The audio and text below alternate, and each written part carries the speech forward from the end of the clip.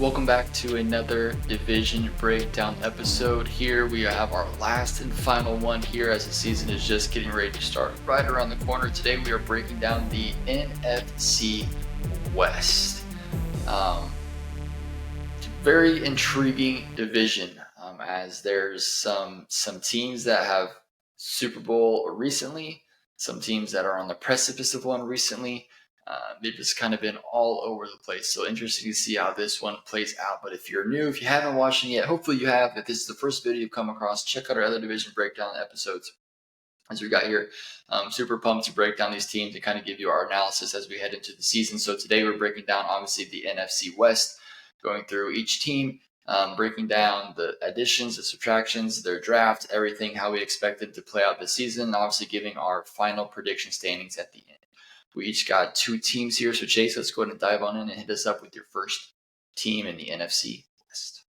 All right. My first team, I'm starting out with the 49ers, right? We've talked about this since the game happened on this playoff, or on this, since the playoff game happened on this podcast. We both are in agreement, right? Brock Purdy stays healthy. It's a whole different Super Bowl, right? You're going to see a rematch of Pat Mahomes' first Super Bowl. Who knows if the results stay the same. We could be talking about the 49ers in a completely different light, right? I believe the 49ers, right? Everyone thinks they're a QB away that doesn't have a QB, right? Washington's been a QB away forever, right? Because their defense was decent. Atlanta Falcons look a QB away with that offense. On offense, not defense, but on offense, their QB is the missing piece. You could plug and play, right? The Broncos have been QB away forever. They thought Russ fixed that. The Niners are truly a QB away, and it's just if they could have a QB stay healthy.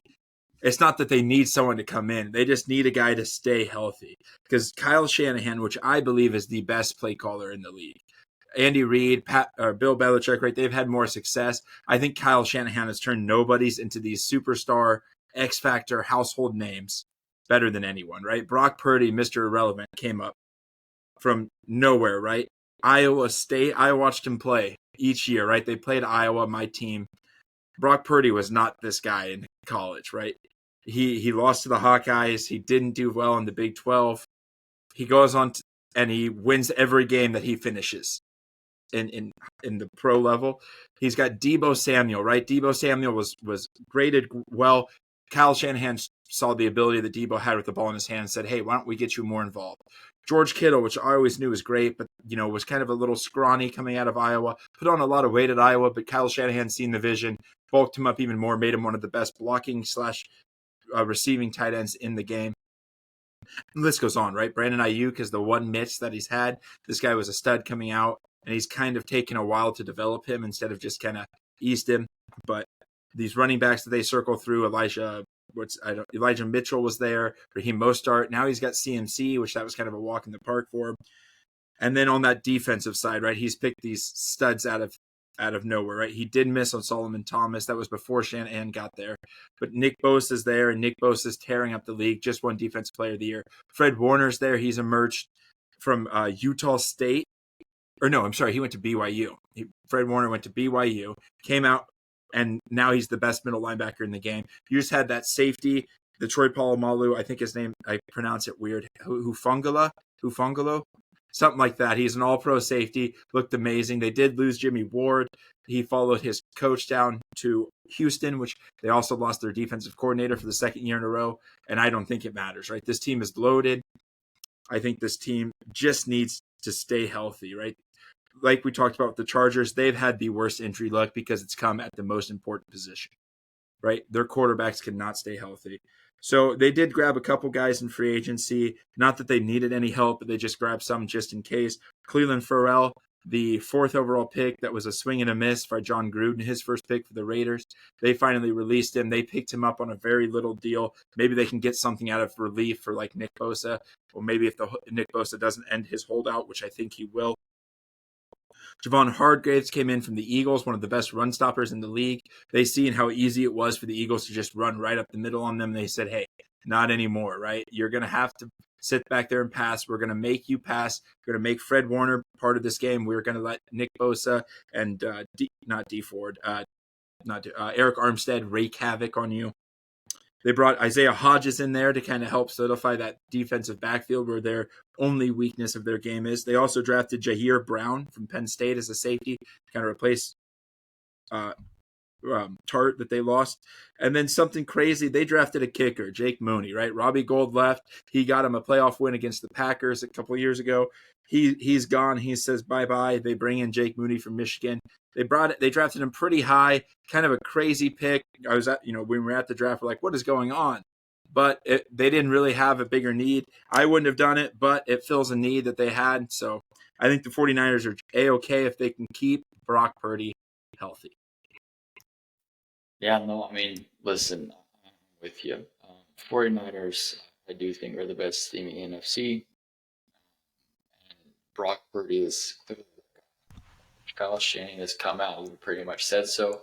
Right, the only quarterback battle is going to be who's going to back him up. Is it going to be Lance or is it going to be Darnold? So, and that was such a freak thing that happened too with the arm to get Brock Purdy hurt. So I'm not concerned about him, having like really injury concerns because that's, that was like a legit injury. We see like there's some like non-contact injuries, like OBJ is like always like a non-contact injury, both out his knee, things like that. It's like, man, this dude's just injury prone, but he's not injury prone, like he's going to be fine.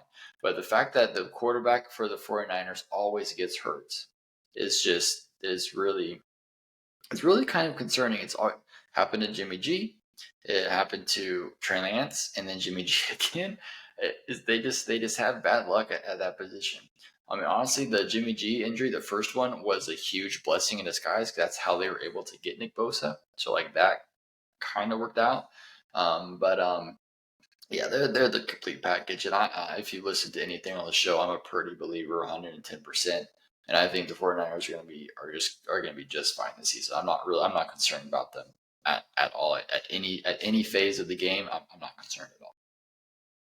Yeah, no, I agree with you 100%.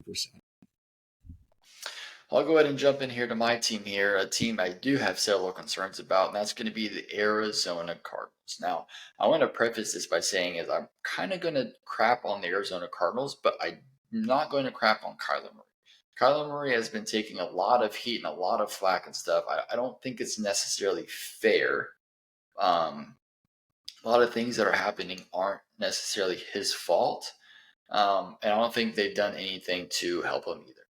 And so, and so I just wanted to preface that. So let's look at one thing that I did. One thing that I let me talk about some changes. Right, first, obviously, the whole Cliff Kingsbury reuniting him with Kyler Murray thing just didn't work out. It was a super strange hiring in the first place, especially because Cliff Kingsbury has never really won as a head coach. I mean, he didn't win at Texas Tech. He was like I think either offensive coordinator or quality control, whatever, at USC whenever he got hired. So that whole thing was weird. Steve Keim was a horrible GM, and now he's out here trashing Kyler Murray as if you weren't like a key reason why he wasn't succeeding because you weren't giving him anybody, like building up a team around him. So, and they got new ownership. They got everything. So they cleaned house with everything. They got new ownership. They brought in a new GM who looks really competent. I love what they did with the draft. I'm going to talk about. They brought in Gannon from the Cardinals or from the Eagles. Sorry, I don't like that hire. Jonathan Gannon, I don't like the hire. I don't think he did anything on defense at all. He just had defensive studs at every single level, which made him look really good. Because you look at what happened, like when he went up against good teams. I said this so many times. When he went up against good teams, the overall talent just wasn't good enough to really beat them, and they got torched. Right, they let up 30 points, 40 points, or whatever. When they went up against bad teams, they were able to dominate just on pure talent. I mean, they got studs. You name it: defensive line, linebacker, corners, safety. They've got studs at every single level, and so which was able to compensate for the lack of coaching there. So I don't think it's a good hire, and that's one of the biggest reasons I'm low on the Cardinals is because of that hiring right there. Doesn't make sense to put a defensive coach with a stud like Kyler Murray. That just does not make sense to me in the league where we're in such an offensive league, and I think that's just setting Kyler back even more. They lose J.J. Watt. They really tried, right? They brought in J.J. Watt. They brought in DeAndre Hopkins, and just wasn't – the other pieces like that wasn't good enough. They made a horrible decision in trading a first-round pick to the Ravens for Hollywood Brown on draft night. Why? It's just to reunite him with Kyler. Like, that was so stupid. That's what I mean, right? They were just doing stupid decisions. We're not setting a team up to success. That being said, I love what they did with this draft, right? Trading out with Houston, getting future picks, taking Paris Johnson Jr., pick number 9. That's fantastic. Or I think it was 12, pick number 12. Like, that was stud. And they got Houston's picks for that trade up where they went up. So they're set up really well with draft picks there in the future. So I really like how they managed the draft and who they got in the draft. We look at some other draft people that they got, because they didn't really do anything at all in free agency. I love the Paris Johnson pick. Edge, they got BJ Ojulari. So they had pick number 6 there with Paris Johnson. They traded up to get. Garrett Williams, it was a low baller there. I like Michael Wilson. I mean, they got some good players there in the draft. Nothing too crazy, but kind of slowly working on this kind of rebuild. I think the biggest question is going to be how they handle Kyler Murray coming back. They're not set up to win, compete at all right now. Are they going to rush Kyler back, or are they just going to let him take as much time off as he wants, and go out there with Colt McCoy and Tune to kind of go out there and kind of play it out and kind of see what happens? Because honestly, the lower that they are, the better, because they have 2 draft picks, right? No one's expecting much of the Texans, so if they fail and the Texans fail, they're going to set up really well for next year. So the biggest question, I think, besides that, is going to be, what are they going to want to do with Kyler Murray heading in after this season? They're paying him a lot of money. Do they want to continue kind of building around him, or do they want to reset it and use one of those early picks to go after a guy like Garrett Williams, Drake May, do something like that to kind of reset it and trade Kyler, get some picks out, and just kind of go on a full-blown rebuild? It might seem kind of crazy, but I wouldn't put it past the Cardinals for them to do that. This was not the regime that drafted Kyler. This was not the regime that paid Kyler. And so I really think that it's a very possibility. The Isaiah Simmons pick hasn't worked out, right? They've missed a lot on some of these draft picks there, and so just a lot of these other things that I'm not high on there on the Cardinals. I don't think it's Kyler Murray's fault. So I'm not expecting the Cardinals to do little to anything this year, and so I think that they're going to be. I think the whole season is going to be, what are they going to do with that? Assuming they're going to have one of the top 2 picks of next year's draft, what are they going to do with that? And I think my early prediction is that they decide to move off of Kyler and go for Caleb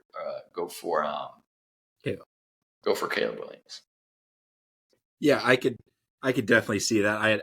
I hope Kyler lands somewhere on his feet. I am a very, very big Kyler supporter. When we broke these up the other day, we were talking about he was going to take the Cardinals. I told him, do my boy Kyler right? You've heard me talk about Kyler.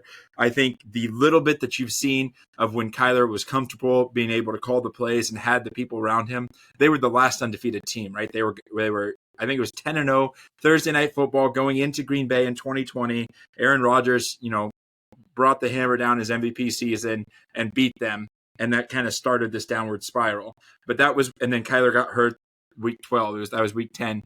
Kyler got hurt week 12. So that's kind of started this downward spiral here. Kyler comes back. He tears his ACL on Christmas Day last year. The Cardinals are a very bad, dysfunctional organization. They drafted Josh Rosen, threw him in there, even though he didn't look right. They didn't even give him any chances to proceed. They moved off him next draft, grabbed Kyler Murray instead of Nick Bosa, where they could have trusted in Rosen, brought Nick Bosa in. That team looks very different. I think I agree with what you're saying, that they are going to do this. They are going to move off of Kyler, whether it's for Caleb Wilson, Drake May, Quinn Ewers. There's a lot of QBs out there that I think are first round worthy right now. But it'd be a shame. I think Kyler's like the one bright spot in Arizona right now, right? And you didn't. I don't know. The other thing is, I like that they drafted this year to prepare for the next couple of years, right? A lot of teams, people draft based on what their need is right now. They drafted saying, hey, our quarterback tore his ACL. Whoever our quarterback is this next franchise, right? We need to protect him. We're going to get a left tackle. They drafted a couple people that are project players in later rounds, right? Not guys that maybe never play out, but they don't need them. They need them to play out, but they don't need them this year, right? They know what they are this year. So that helps a lot. Because transitioning to my team, I don't think this team has yet accepted what they are yet.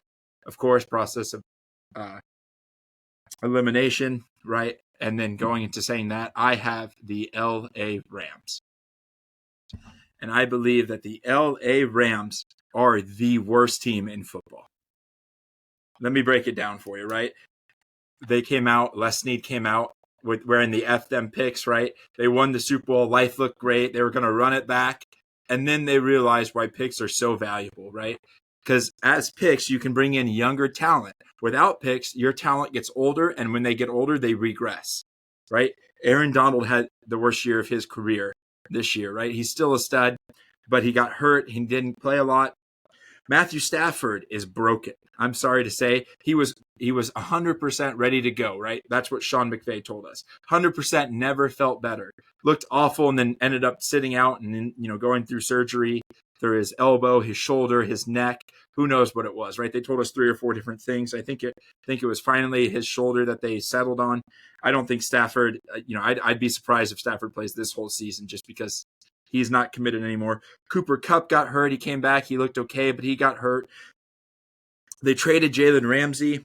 They lost. Let me just read out. These are just the key opponents of what they've lost, right? They lost Jalen Ramsey. They lost Leonard Floyd. Bobby Wagner left. Taylor Rapp, David Long, Allen Robinson, and OBJ, right? All of them, even though OBJ didn't play for them last year, he was still on their payroll.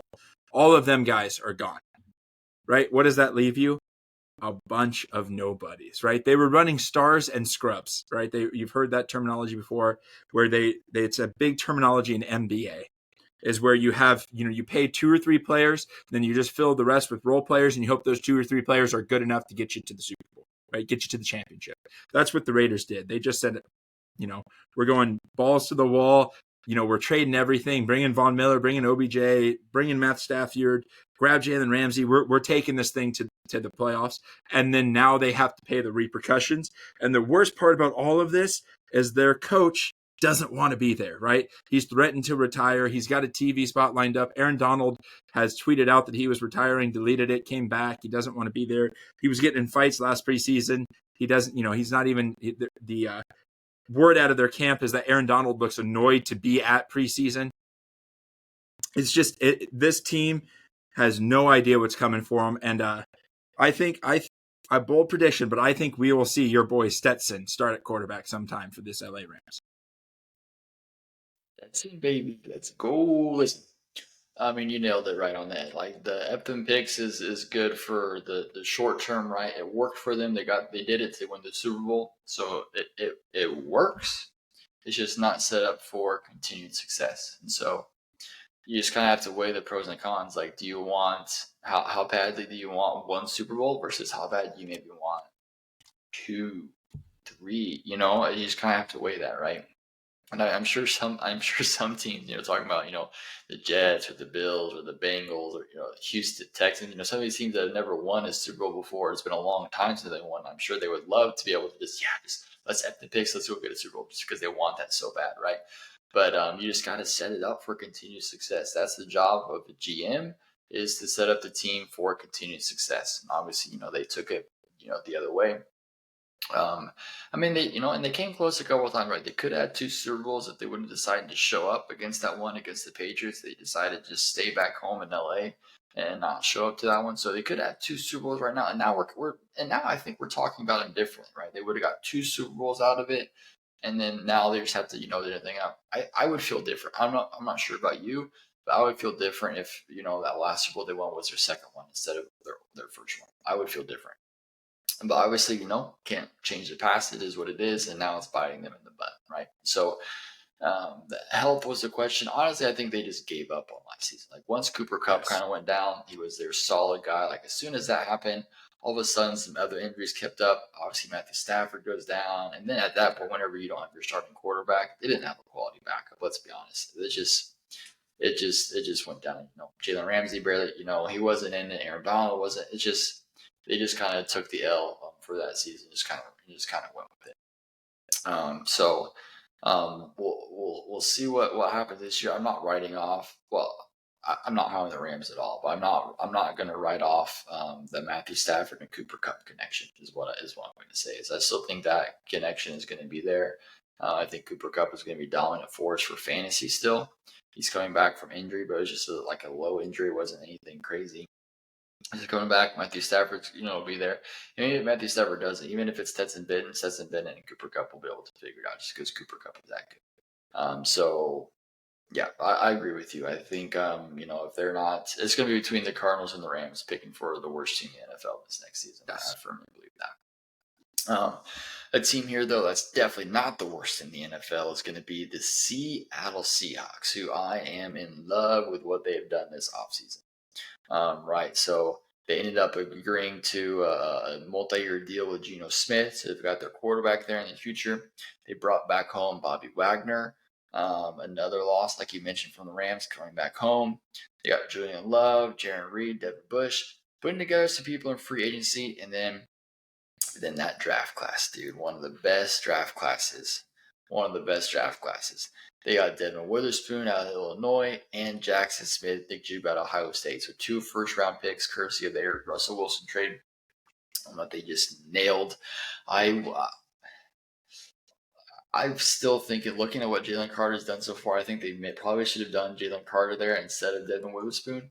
But they went with Witherspoon, but they got Jackson at the Jip, who I'm freaking in love with. Yes. He's better than Wilson. He's better than Olave. He's going to be a stud there. You're going to pair him up with DK Metcalf, Tyler Lockett, and him as a third option. And the offense is going to be super hard to defend because you're not going to be able to double team all 3 of them, right? They can beat you any which way on offense, right? All that Geno has to do is just play how he did last season, right? Hopefully he'll be able to play better, but as long as he plays like he did last season, he doesn't regress, right? He's still not riding back, and the Seahawks are going to be just fine. I love they got Derek Hall as well. He was one of my kind of sleeper picks. I liked him coming out of Auburn, and then Zach Charbonnet out of UCLA, who was going to ball out as well. I'm super excited to watch him. You just got to be careful with Pete Carroll and the running backs there. Running back injuries. They always end up getting injured some way. So, but if everybody can stay healthy there, not only can they compete within the division, but they can compete in the NFC. I still obviously I don't, stack them up to teams like the 49ers or the Eagles, or things like that. I still don't think they're quite there, but I think they're so close. They're like right there to where a fluke thing can happen and the ball could go their way and they could beat them, right? So, yes. Super excited to watch the Seahawks this year to see how this team grows because it's weird to think about like where they are now when they let Russell Wilson go, right? When you let your longtime veteran quarterback go, you seem to think they're not going to be in this position, but they're by far way better position now without Russ than they ever were with Russ. Right, they've got it figured out. Pete Carroll is getting it figured out. Right, he's got the people in there that he wants. And they just got to put it, go from paper onto the field. And so I'm really excited for the Seahawks. I think they nailed the draft. I love what they did with the draft, and we'll just see how it plays out this season. But I think the Seahawks are going to be a more problem for people than most people are thinking about going into the season. So I'm not going to be surprised whenever they beat some teams that maybe people think that they shouldn't. Yeah, I agree with you 100%, right? When they let go of Russ, I thought the Seattle Seahawks were better than the Broncos because I didn't believe in Russ, but I didn't expect it to be this good, right? I thought Pete Carroll was going to get on the hot seat. I thought this year they were going to have to find their QB. I honestly didn't agree with starting Geno over Drew Lock. I thought Drew Lock had the more potential there. Boy, was I wrong, right? Pete Carroll, I believe, should have been coach of the year for what he did. And losing not just your franchise quarterback, your franchise best quarterback of all time. Like, there's not even a competition over there in Seattle. Russell Wilson was that guy, right? He took them to their first Super Bowl, took them to their first 2 Super Bowls, won their Super Bowl with them.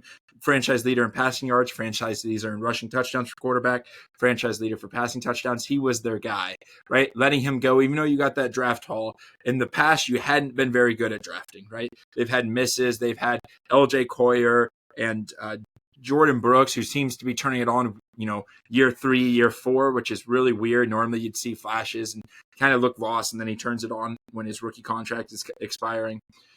And then you have your draft class that you had last year, right? Which was phenomenal. To follow up that, you go with an even better draft class this year. Whoever's pulling the strings, the GM back there, finessed the Broncos, manipulated both drafts very successfully. I'm very excited, right? I can't even say enough things. And they have the best jerseys in the NFL with those alternate jerseys. So Seattle's got a special place in my heart. I went from a team that I despise seeing in the playoffs every year. Absolutely hated seeing that Legion of Boom, right? They beat Green Bay in that game where they kicked the onside and they recovered it to get to the playoffs. That was heartbreaking for me, to a team that I now avidly root for. So a masterclass turnaround from where I thought they were going to be by Pete Carroll and the GMs in Seattle. Yeah, no, they're killing it. So, and like I said before, I think when we look back on some games here, that some teams, looking at this as the schedule comes out, like, oh, I like the Seahawks, I don't like them here. I'm telling you, they're going to win some of those games. Yes, They are going to win some of those games, and they're going to be up there. They're going to be a super fun team to watch. I'm super excited to watch them as well. So, that's it. That's the 4 teams here of the NFC West, which is so crazy because it used to be the NFC best. There was a point like 2 to 3 years ago where this was the best division in the NFL. But really between the Rams, the Rams, the Seahawks, and the 49ers, where it was a very, very tough division. And now the tables have turned. It's crazy how quick the turnover is in the NFL and how things can change. But those are the 4 individual breakdowns for the team. Let's go ahead and give you our final standings. So, Chase, what is the final standings of the NFC West once the regular season has finished? Yeah, so starting at number 1, we're going to go number 1, we're going San Francisco 49ers, right? The best team in the NFC by far. They're just set up to win for a couple years now. Number 2, we're going Seattle Seahawks, a team that is made the playoffs last year off of a surprise. I think will be a lock for the playoffs this year. Number 3, I'm going huge gap, Arizona Cardinals. Smaller gap, LA Rams. Already said the Cardinals, they don't look great. No one's expecting much. They have the benefit of playing a 4th team schedule. The Rams are going to have to play a little bit harder teams. They still think they can compete. They still have a coach that doesn't want to commit a rebuild, that wants to go win a Super Bowl. I don't see good things happening for them. I don't see good things happening for those bottom 2. Kind of like the AFC West, it kind of mirrors it, right? You've got a team that's on top of the world, a team that could be, if there's a team up here, would just let them breathe a little bit. And then 2 teams, it doesn't matter how they finish. They're both going to be there hoping for next year. Yeah. Kind of similar like we did with the AFC West, where we just flipped the last 2 teams, right? I've got 49ers in first, Seahawks in second, and I'm going Rams in third and Cardinals in fourth. And honestly, the difference is because I'm expecting the Kyler Murray injury to take him out of some games, and I'm expecting Matthew Stafford to be for the Rams. I just think the Rams on offense are just going to be better than what the Cardinals are. I don't think they're going to do much, but I still think that they're still going to be better. And so I think that that's going to be where it kind of comes down to in this case is I'm imagining the crap show we're going to get for 2 weeks against those 2 teams playing each other and what that's going to look like. It's probably on Thursday Night Football. But probably. I do think just the Rams in general are going to be better than the Cardinals just by a small margin. But I do like their coach better. I do like their quarterback better. Pending Kyler Murray's not the one playing. Obviously, they have Aaron Donald on defense. That's going to be a disruptor no matter what. And the Cardinals don't have anybody on defense. And so I just think very slim margin, the Rams, beat them out on the players on the positions of most importance. And so I got to give the nod there to the Rams. But definitely going to be 3rd and 4th place. Honestly, it's all going to be the same for them at the end of the game. I would only pick the difference between 1 or 2 games between who wins, like a 4-win versus a 2-win or a 3-win versus a 2-win, something to that effect. To kind of how it plays out there for those 2 teams in the NFC West. But that's going to be our division breakdown, our last division breakdown here for the 2023 offseason, heading into the season here in just 2 weeks. Kickoff happens with the Lions opening up against the Kansas City Chiefs. So let us know in the comments your thoughts here on our breakdown of the NFC West. If we were accurate with your team, if we missed some things on your team, maybe you're higher on the Rams and the Cardinals than we are. I don't know how you could be. Sorry, Rams fans. Sorry, Cardinals fans. You just got to look at yourself in the mirror and just accept it. Accept who you are right now and just hope and pray that in the future it will get better, because it does. Okay. It may not be within the next 5 years. It may have to wait 25 years. I promise it will get better eventually.